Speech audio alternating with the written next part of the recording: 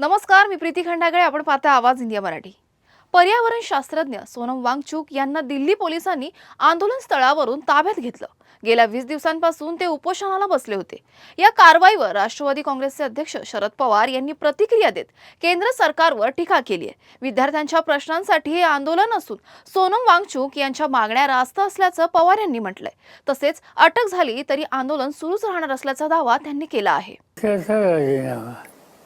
का तर या सगळं शैक्षणिक स्तरामध्ये माणसांच्याकडे जी जबाबदारी होती ती जबाबदारी त्यांनी काळजीपूर्वक हाताळली नाही आणि त्याचा परिणाम हजारो मुलांना त्यांच्या भवितव्यावर अडचणी आहे.